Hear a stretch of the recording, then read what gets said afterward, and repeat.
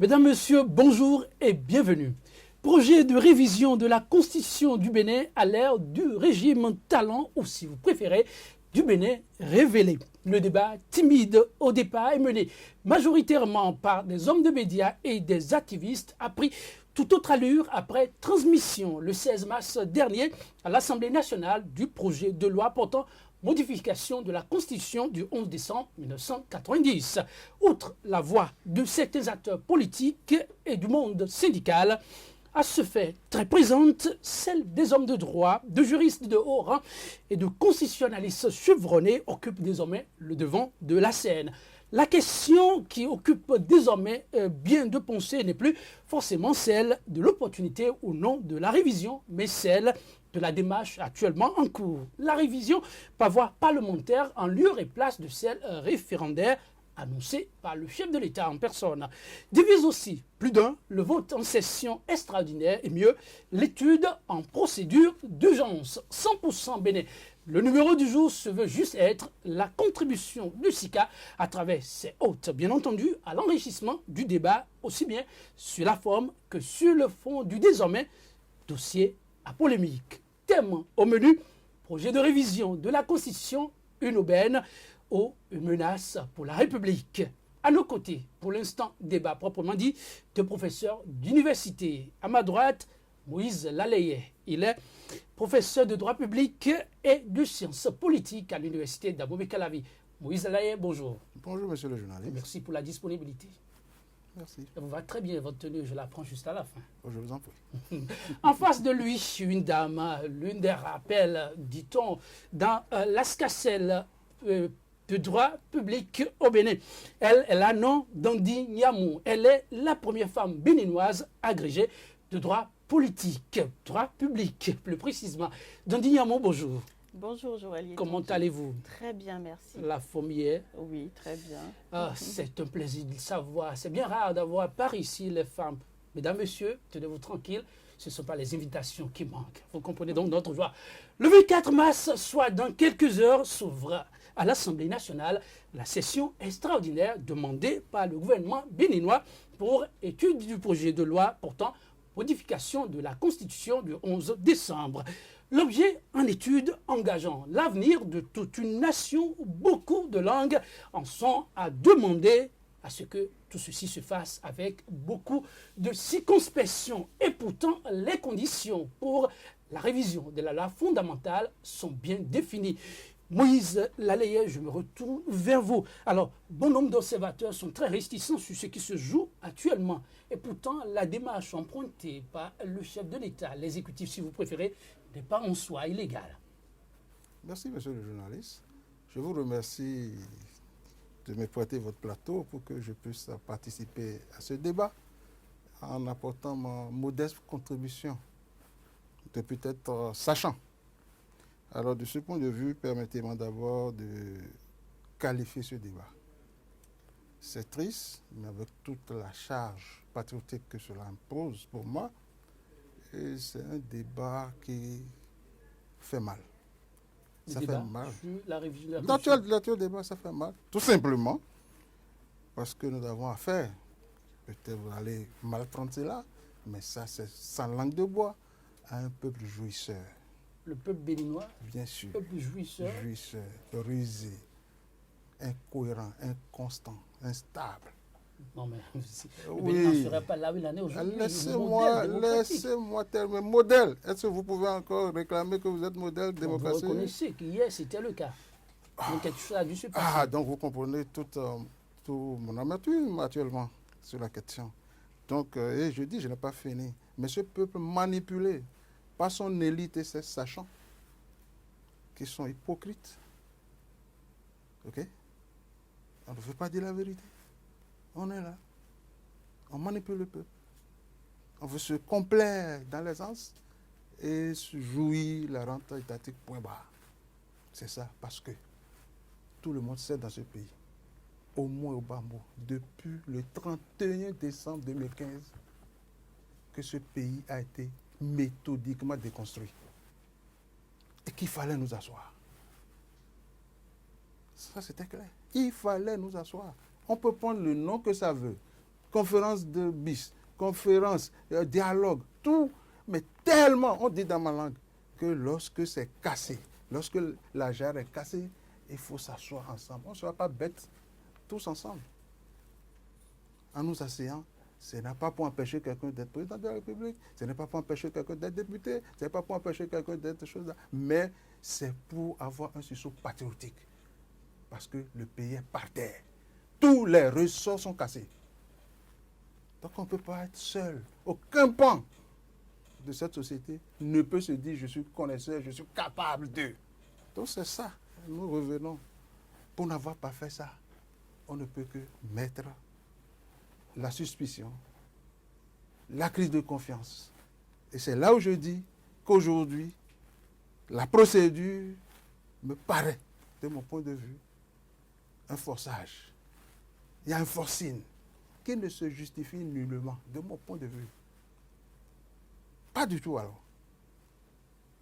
Et c'est là où tout à l'heure, quand on ira, je voudrais m'adresser aux députés en leur rappelant quelques articles de notre Constitution, en leur disant que, et c'est là aussi je voudrais dire, que c'est malsain aujourd'hui de dire que le président de la République a joué sa partition.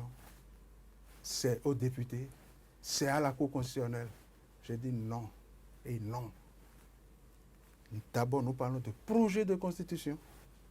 Cela signifie que c'est d'abord le président de la République qui porte cette initiative.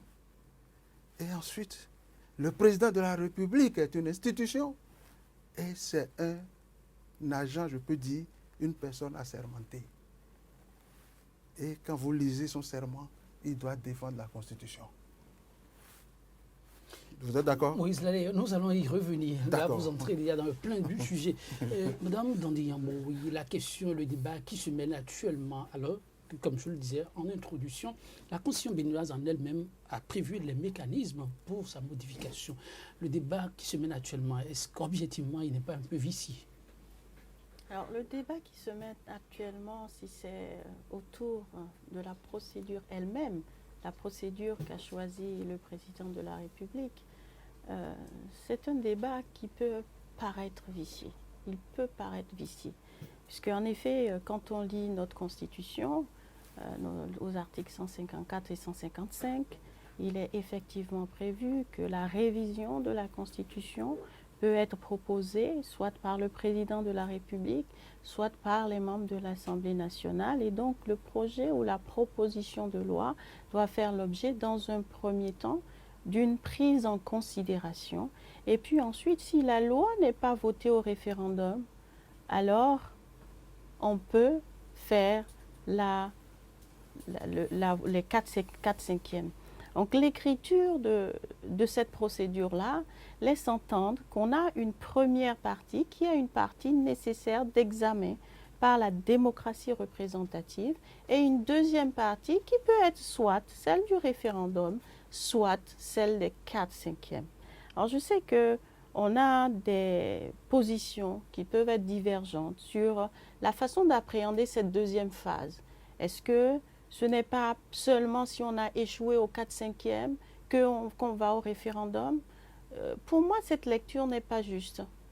Parce qu'en réalité, en ayant avancé à l'article 155, l'idée justement qu'il y a le référendum, je pense que le constituant lui-même a souhaité que le référendum soit l'option, ou je dirais la voie royale. Vous avez deux voies, vous avez le choix entre les deux voies. La révision n'est acquise qu'après avoir été approuvée par référendum. La révision n'est acquise qu'après avoir été approuvée par référendum, sauf si le projet ou la proposition a été approuvée à la majorité des 4/5e. Ça veut dire quoi pour moi? Ça veut dire qu'au stade d'aujourd'hui, quand je prends le projet tel qu'il a été transmis à l'Assemblée nationale, le président de la République a engagé une procédure de révision. Mais je ne peux pas confirmer qu'après les 3/4, il décidera d'aller directement au 4/5e de l'Assemblée nationale. Je ne peux pas ici vous le dire avec certitude. Mais je pourrais le tirer du fait que la sortie médiatique du ministre de la Justice a été de dire on passera par la voie parlementaire. On peut se dire c'est un indice qui laisse penser que effectivement, après la prise en considération des 3/4, eh bien, on ira vers les 4/5 de l'Assemblée nationale. Donc concrètement, voyez, la procédure en elle-même, elle n'est pas biaisée sur le plan juridique. D'envoyer une lettre, de transmettre à l'Assemblée nationale un courrier où on leur dit, nous voulons, le président de la République dit, je veux qu'on examine mon projet de constitution. Voilà. Mais il ne nous a pas dit dans cette lettre-là, vous serez, après les 3/4, c'est à vous que je demanderai de faire les 4/5. Mais on peut penser, à travers la sortie de notre collègue et néanmoins ministre, le professeur Diogbenou, que probablement ça sera cette voie-là. Pourquoi cela fait débat si c'est effectivement la voie parlementaire qui est choisie? Cela fait débat parce que le référendum, c'est l'expression même de la souveraineté directe du peuple. Et pourquoi on demande qu'il y ait un référendum? C'est simplement parce qu'avant ce référendum-là, il y a tout un travail de diffusion, de vulgarisation, qui fait que le peuple va bien comprendre ce que lui propose le gouvernement. Et c'est seulement à la fin de ce processus d'appropriation ou de refus que le peuple va se prononcer. Donc, le débat aujourd'hui, c'est pourquoi, finalement, si la procédure est conforme, ça, on n'en doute pas, pourquoi ne pas associer ce peuple qui chérit tellement sa constitution, ce peuple qui, je le dis tranquillement, regarde sa constitution comme un modèle, parce que c'est un modèle, la constitution. Les pratiques ont peut-être perverti le modèle, mais c'est un modèle, la Constitution du 11 décembre 1990. C'est un modèle en matière d'équilibre des pouvoirs. C'est un modèle en matière d'avancée de la protection des droits et libertés fondamentaux. Et donc, dans ce sens-là, le peuple devrait être associé. Et cela participe aussi de la logique des principes de convergence constitutionnelle en Afrique. Le consensus. Le consensus en lui-même, c'est l'idée que le peuple a discuté des grandes orientations, que le peuple va participer aux choix qui vont guider le déroulement de ce peuple-là. Et donc, vous voyez que si on reste dans le contexte des générales juridiques, c'est vrai, on dira l'Assemblée nationale, de toute façon, est appelée à se prononcer sur la prise en considération du projet. Ensuite, est-ce que ça sera la voie parlementaire ou est-ce que ça sera la voie référendaire? Nous avons pour notre part un penchant naturel pour le référendum, pas en tant que processus par lequel on pose une question aux citoyens, mais plus parce que avant de lui poser cette question-là, on sait qu'on va lui expliquer de façon claire et précise ce dont il s'agit. Et c'est peut-être là que pêche la procédure qui a été engagée maintenant. Oui. Elle pêche, je vais finir là-dessus, parce qu'on ne donne pas le temps, en fait, de cette discussion-là. Nous savons que le projet a été envoyé le 15 mars et manifestement, le 24 mars, on devrait commencer à discuter de ce projet-là au niveau de l'Assemblée nationale. Donc, on n'a pas donné le temps, on ne donne pas le temps de l'appropriation. On ne donne pas le temps de sentir ce qui va, en principe, être notre fierté. Oui, c'est une question qui revient de façon récurrente. Mais Moïse Lalaye, on le disait tout à l'heure, votre collègue, le ministre Gadesso, l'a souligné. Il a souligné aussi le chef de l'État. Et on a entendu d'autres praticiens de droit, pour être plus précis, Maître Roncarin, signifier le chef de l'État n'est pas tenu de chercher à vulgariser ce document. Les députés étant saisis, une émanation de la nation, est-ce que ce n'est pas en fait suffisant? Merci, monsieur le journaliste. Je pense que nous sommes en train de nous fatiguer pour rien. Autour de la question? Oui, parce que nous avons une constitution. Et le b.a.-ba qu'on apprend à un étudiant de première année, c'est qu'au Bénin, nous avons une constitution rigide. Ça veut dire que cette constitution a prévu les formes de sa révision. OK? Première des choses. Deuxième chose que nous devons savoir, on ne peut pas lire aujourd'hui isolément les articles 154 et 155 sans aller déjà, comme l'a un peu évoqué ma jeune consoeur, la question même de la globalité. Qu'est-ce que nous avons voulu avec notre Constitution?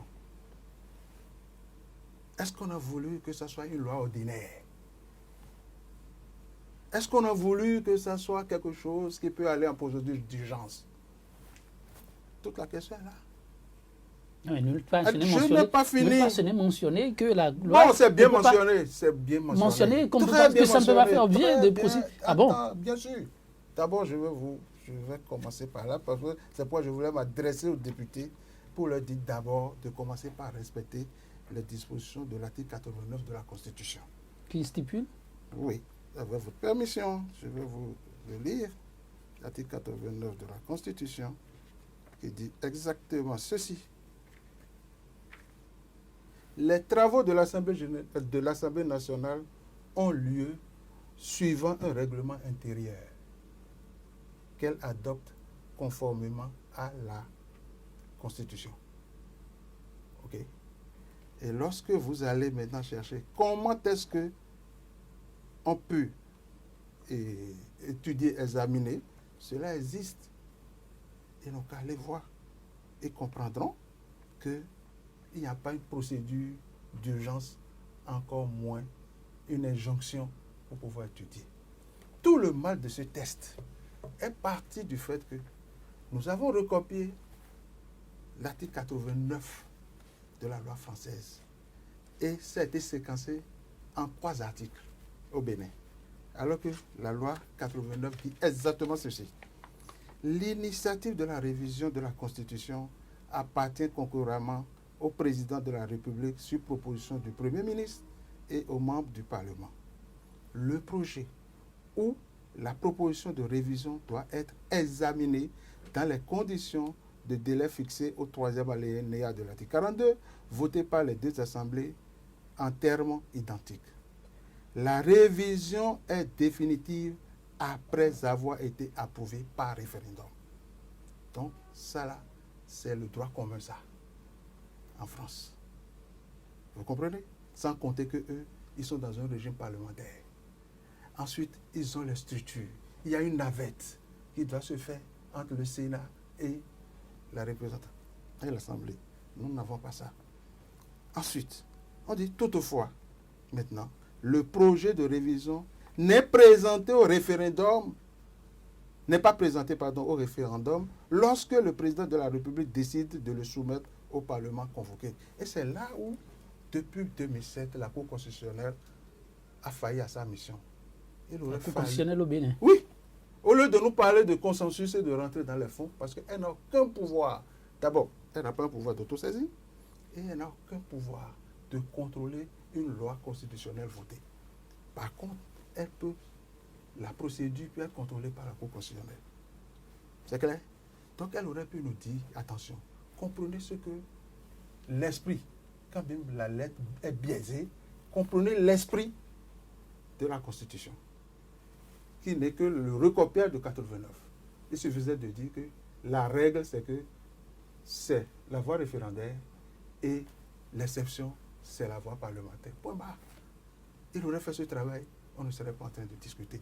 D'autant plus que l'article 159 de notre Constitution est clair, qui dit la Constitution actuelle qu'on veut réviser doit être soumise à référendum. Par la ligne de forme, chaque article doit pouvoir subir ça. Et si au fait on est parti à la voie parlementaire, ils ne sont pas cons. Imaginez-vous, on ne peut pas se mettre à parler chaque fois du référendum, qui est l'intervention directe, c'est la démocratie directe du peuple. Quand il y a une PKD à changer dans une constitution, la proposition devait se conformer, par exemple, à la création de la Cour des comptes, pendant que nous sommes membres de l'UEMOA et qu'il y a une directive qui nous oblige, quand même, on peut faire confiance à nos députés pour rectifier cela. Mais lorsqu'on touche, lorsqu'on va en profondeur, on veut réviser, quand même, ça ne peut pas prendre l'allure d'une loi ordinaire. Et le débat référendaire, quand on dit le référendum, ça c'est la finalité. C'est le débat en amont qui est le vrai problème. Qu'est-ce que nous voulons? Et en principe, le projet on devait poser la question constitutionnelle. Quels sont les points qui posent problème?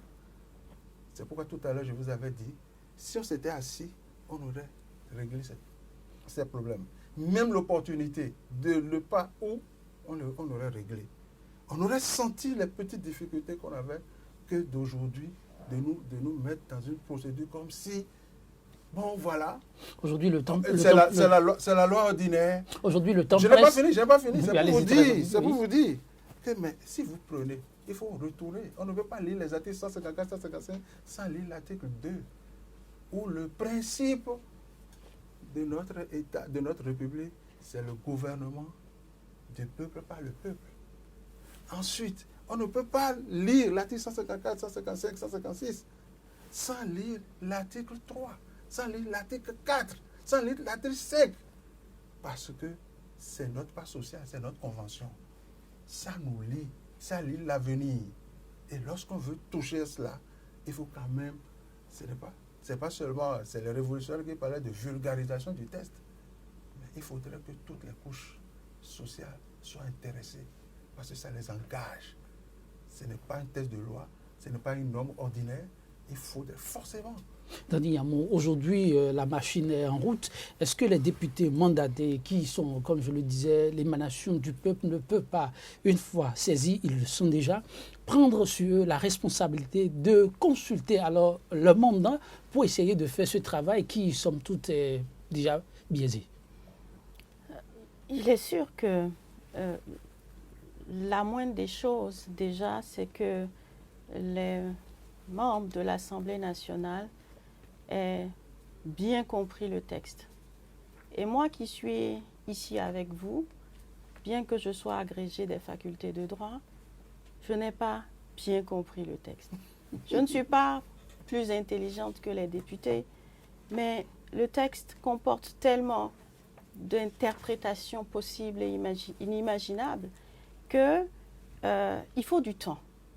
Il faut du temps déjà pour comprendre le texte, pour l'améliorer, pour vraiment saisir ce qui est important pour nous pour les prochaines années, avant d'aller en discuter avec les populations.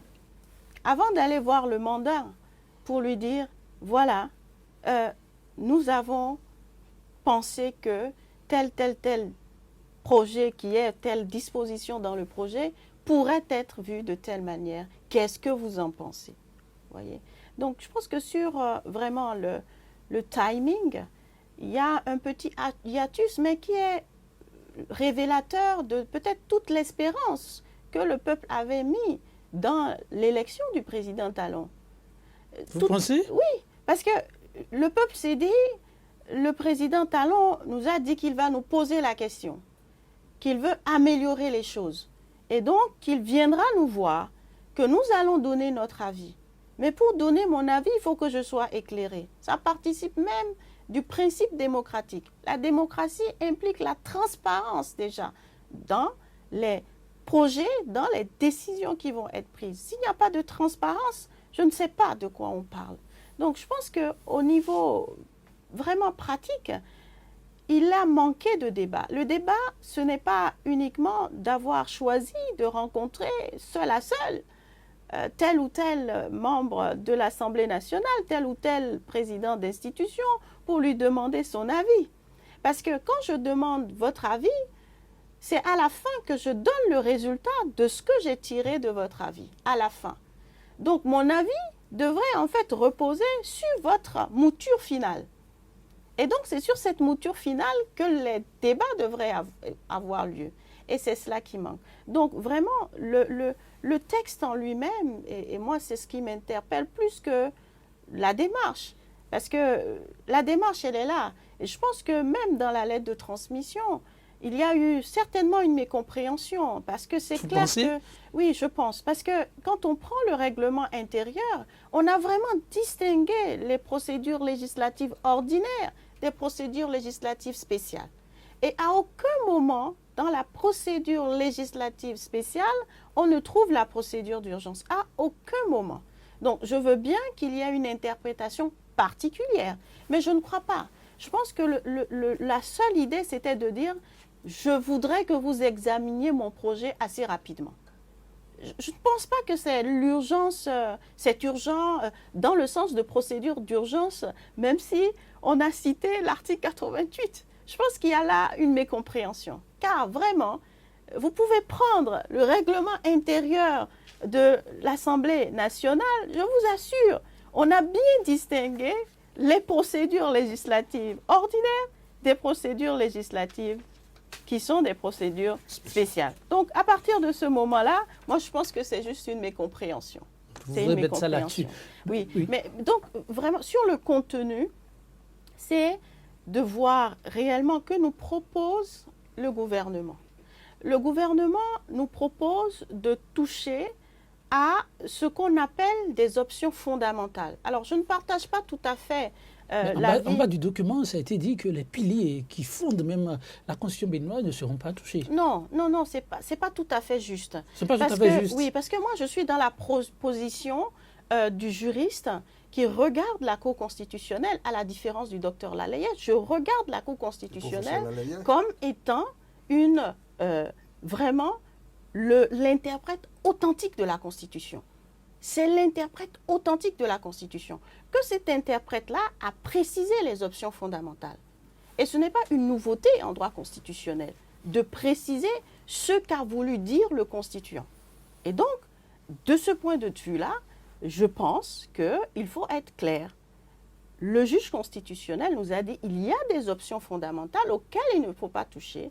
Et le juge constitutionnel l'a fait à l'occasion de sa décision du 20 octobre 2011. Et dans cette décision-là, il nous a dit, vous ne pouvez pas, le pouvoir, même le pouvoir référendaire, le pouvoir constituant dérivé, ne peut pas toucher, même s'exprimant directement, ne peut pas toucher à certains articles.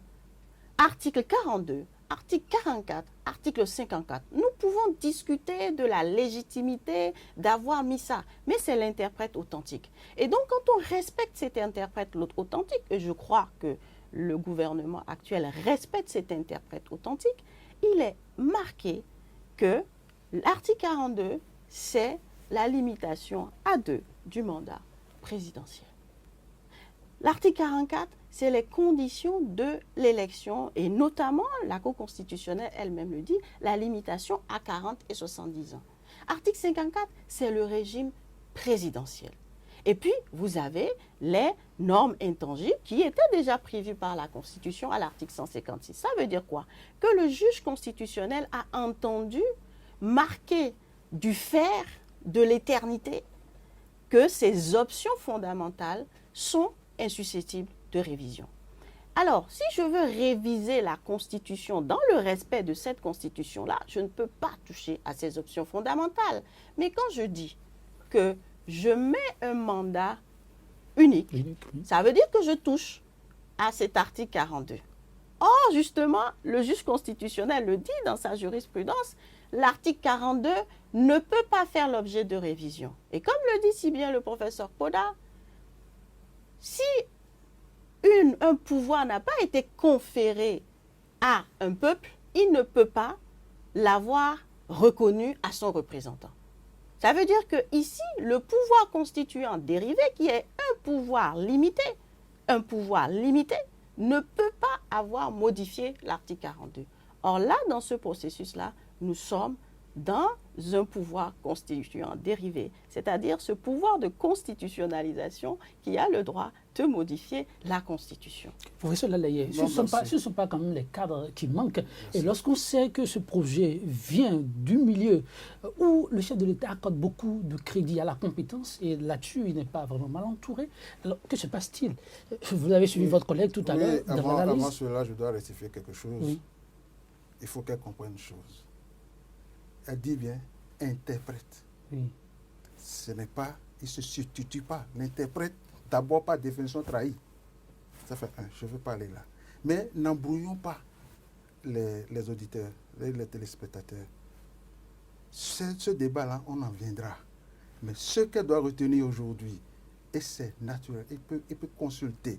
Nous n'avons rien inventé. Aucune cour constitutionnelle ne peut contrôler une loi constitutionnelle votée. Parce que ça vient du peuple. Que ce soit par la voie directe, référendum, ou par la voie législative qui a été bel et bien encadrée, tel que c'est voté, c'est terminé. Sinon, quand nous voulons quelque chose, ce n'est pas le juge constitutionnel qui va dire nous ne voulons pas. Et ensuite, je ne veux pas venir, je dis, ils ont raté leur mission en rentrant dans le fond et en créant. Qui ont raté leur mission? La Cour constitutionnelle, elle a raté. Ensuite, on dit option fondamentale. On en viendra. Mais ce n'est pas le sujet. Je ne voudrais pas qu'on embrouille. Ici, aujourd'hui, il faut qu'elle soit d'accord avec moi qu'il y a un forcing qui se perd. Il y a un passage forcé que les députés aujourd'hui ne doivent pas accepter. Pour ce qu'elle a commencé par dire, qu'il y a la procédure législative spéciale dont, à l'article 99 de leur règlement intérieur, la révision de la Constitution. Et ça a été très clair. On dit les projets et propositions de loi portant révision de la Constitution sont examinés, discutés et votés dans les conditions fixées aux articles 154 et 155 de la Constitution. Point barre. Et quelles sont ces conditions? Ça veut dire tout simplement qu'ils n'ont pas d'injonction à recevoir de qui que ce soit. Il n'y a pas une procédure d'urgence. Il doit pouvoir le faire. Mais pour le faire, je dis, il ne peut pas aller isolément l'article 154, 155, 156, pour la simple raison que on a disséqué l'article 89 de la loi française, qui est très clair, qui propose une voie de droit commun et une voie dérogatoire. Sinon des voies dérogatoires. Parce qu'il y a encore la possibilité qui a été offerte d'aller directement, et que même le 108 leur permet par exemple d'aller consulter le peuple sur toutes les questions. Maintenant, elles sont la représentation, les députés sont la représentation nationale. Vous avez vu, on a dit, pour qu'ils nous représentent là, le Conseil a dit, il faut qu'ils votent par exemple au tiers. Mais la situation actuelle, et la question que tout le monde doit se poser, est-ce que le 24 prochain là, ils sont fondés à étudier? Il faut que nous puissions répondre à cette question. Oui, la réponse c'est quoi? Et permettre à la population de savoir. La réponse c'est quoi? Pour moi, la réponse est non. Ils ne sont pas fondés? Non, ils ne sont pas fondés. Parce que leur propre règlement. D'abord, je vous ai lu l'article 89 qui leur dit qu'ils ne peuvent que étudier sur la base. Maintenant, ils veulent aller en projet d'urgence. Ils veulent aller d'abord en session extraordinaire. Et c'est là alors qu'ils savent que, je répète, la loi constitutionnelle n'est pas une loi ordinaire. Ça ne peut pas prendre cette procédure-là. Il y a un canevas. Donc, oui. tout ce qui reste, il ne doit pas continuer le passage forcé. Et c'est là où je la rejoins pour dire non. C'est trop. Je ne veux pas aller même encore dans les détails du fond. Mais à partir du moment où nous voulons améliorer notre loi, notre convention, notre base sociale. Que risque-t-il de se passer lorsque, vous l'avez dit, le 24 prochain, ces députés décideront d'aller au vote? Ça sera la continuation de la contrebande. Parce qu'on aura violé de la contrebande, la continuation de la contrebande. Parce qu'ils auraient violé leur propre règlement intérieur. Ils auraient violé la Constitution qui leur dit vous ne pouvez pas vous organiser et prendre les instructions pour étudier ce test-là. Et ce serait irréversible. C'est le peuple seul. Le peuple est souverain. Le peuple devient souverain quand? Avec quel mécanisme? Le peuple est souverain. Toujours le peuple. D'ailleurs, c'est pourquoi j'ai dit on ne peut pas lire les dispositions de 154, 155 en oubliant les articles 2, en oubliant les articles 3, en oubliant les articles 4, les articles 5 où on dit les partis. Quel parti aujourd'hui a pris le test? Même les députés jusqu'à 2 jours, 3 jours n'ont pas eu le test. Est-ce que ça correspond à leur règlement intérieur? Ils ne peuvent que reporter et renvoyer au président de la République pour dire attention, c'est vrai, nous sommes Il n'y a pas urgence, il faut qu'ils le disent. Dandy, un mot, Et ils soutiennent ça avec les tests. les tests. Pour dire que notre constitution là, a déjà prévu comment on doit faire. En tout C'est cas, tout. aujourd'hui, les mandants observent ces députés beaucoup de craintes quant à ce qu'ils pourront effectivement se fier à ce qui se fera. Et là-dessus, on ne peut pas aujourd'hui ne pas parler non plus du fond, parce que depuis quelques jours se joue tout au moins l'essentiel par les réseaux sociaux. Et on se rend compte que c'est ce qui a balancé qui ne se confirme pas là-dessus. Ce qui a joué contre ce peuple et a souligné noir sur blanc l'actuel chef de l'État, c'est la question de l'impunité. Et à travers ce qui se propose actuellement, il paraît qu'on parviendra à renflouer les caisses de l'État. La question de l'impunité sera bannie. Et là-dessus encore, on a besoin des regards avisés par rapport à l'écriture. Quelle est l'appréciation que vous en faites? Le temps nous presse, on reviendra là-dessus sans nul doute. Mais quelle est l'appréciation que vous en faites? Alors, je vais faire une appréciation là-dessus, mais nous sommes sur une chaîne qui est une chaîne internationale, donc il faut faire une mise au point. Oui. Nous ne sommes pas le seul pays au monde où la Cour constitutionnelle est l'interprète authentique, en charge, et qui s'est arrogé le droit d'assurer le contrôle de constitutionnalité de la loi constitutionnelle. L'Allemagne le fait, la Turquie le fait, le Niger l'a fait, le Mali l'a fait, le Burkina Faso l'a fait. Donc, la loi organique aujourd'hui se refuse en fait de contrôler la constitutionnalité de la loi référendaire. C'est-à-dire que quand le peuple s'est exprimé directement avec la loi référendaire par la voix du peuple, alors le constituant ne se prononce pas. Mais le contrôle de la constitutionnalité de la loi constitutionnelle adoptée par le Parlement est contrôlé par le juge constitutionnel. Donc vraiment, il faut faire une analyse comparée pour ne pas dire qu'on est les seuls à le faire. Sur la question de la responsabilité des gouvernants, il me semble qu'il y a ici un petit hiatus. Parce que si nous prenons le projet qui est présenté par le gouvernement, ne serait-ce que déjà, à l'article 90 nouveau, il y a une mise en jeu de la responsabilité du député qui est confuse. Parce que on dit qu'aucun député, je vous le lis comme ça, aucun député ne peut faire l'objet de garde à vue ou de détention provisoire dans le cadre des procédures ouvertes par des faits perpétrés antérieurement, dans ou à l'occasion de l'exercice de son mandat. Mais en même temps, on nous dit l'immunité ne couvre pas les faits antérieurs à l'élection.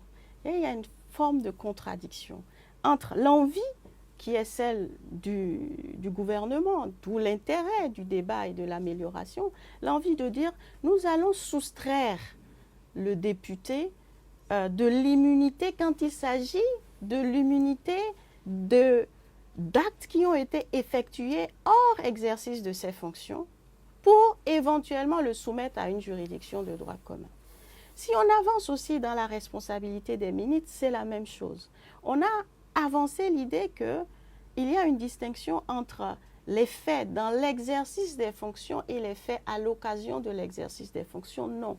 Il s'agit de distinguer les faits dans l'exercice des fonctions, des faits attachés à la fonction et les faits détachables de la fonction, pour que l'on puisse soumettre le ministre quand il est en fonction, on puisse néanmoins le soumettre à une juridiction de droit commun quand il fait des actes détachables de la fonction. Or, malheureusement, si nous prenons le projet de loi constitutionnelle tel qu'il est, en tout cas dans le document transmis, cela laisse penser que cela renforce en réalité l'immunité des gouvernants. Donc je pense qu'il y a une clarification nécessaire.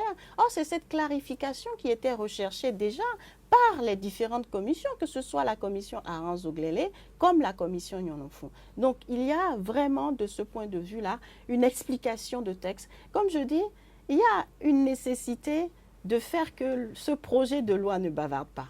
C'est-à-dire qu'il faut qu'il soit clair, il faut qu'il soit accessible, il faut qu'il soit intelligible. Encore du travail à faire dans ce sens, oui. Bon, merci. Je voudrais dire au docteur Yamou qu'elle doit savoir que l'accessoire sur le principal. L'accessoire sur le Sur principal. le principal. Oui. Elle va me l'enseigner. Chers collègues. Tu vois? Chers collègues. Donc, c'est dit, la révision par voie parlementaire est dérogatoire de la révision par voie référendaire. Référendaire.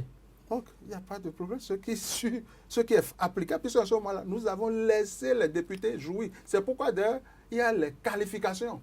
C'est pourquoi on met les choses, les votes qualificatifs, qui sont qualifiés pour pouvoir vraiment être représentatifs de la volonté du pays. Sur le fond, j'ai entendu, parce que je n'ai pas encore le test au fond, je suis parfaitement d'accord avec elle. Et d'ailleurs, c'est ça qui justifie le fait qu'il faut beaucoup discuter sur la loi fondamentale. Parce que j'ai même lu, j'ajoute, que par exemple, on est parti jusqu'à dire que le ministre est aussi passible de haute trahison. Qui l'a élu, lui? On n'a pas élu le ministre pour qu'il soit passible de haute trahison. Ça fait Vous des pensez choses. que Ça veut c'est dire lui qui l'a élu qui doit être interpellé. c'est lui qui peut nous... Quand nous disons haute trahison pour le président de la République, il est assermenté, c'est lui qu'on a élu. C'est lui qui est le chef de l'exécutif. En tout cas, dans le contexte de notre constitution d'aujourd'hui, c'est ça. Mais un ministre qui est nommé, quelle haute trahison? On n'a plus qu'une. Il a commis Je m'en voudrais de détournement, vous poser le une question. Oui. Actuellement, c'est vrai que le test n'est pas encore vraiment disponible à la portée de tout le monde. Mais le CES, ça va être supprimé, sinon il est déjà pas. Mais voilà des choses. Quelle est la question constitutionnelle? Pourquoi on veut faire disparaître le CES? Je vais vous dire, par exemple, en France, arrivé un moment, il y avait eu un débat, il y avait même eu un projet de révision constitutionnelle où on voulait assimiler le CES au Sénat pour faire disparaître le Dites-moi Sénat. rapidement, est-ce qu'il y a de risque à ça? Non, en principe, l'esprit, on devait, de mon point de vue, ça c'est moi ça, Oui. on devait dynamiser le CES, surtout que nous n'avons pas un Sénat. Le CES est la représentation des cours sociaux. Et au lieu de l'isoler dans une fonction consultative, on peut sur certaines questions, par exemple le budget, lui donner peut-être une certaine Donc l'option pour vous n'est pas heureuse. En principe, de mon point de vue, elle n'est pas heureuse. Dandy Yamo, là-dessus, on propose qu'il y ait plutôt une structure un peu forte pour sécuriser davantage le Bénin, qui se trouve dans une zone de forte insécurité. Boko Haram, terrorisme, vous savez la suite. Est-ce que quelque part l'exécutif n'a pas aussi bien fait? Écoutez, il y avait un Conseil national de défense. Le Conseil national de défense assure ce rôle-là.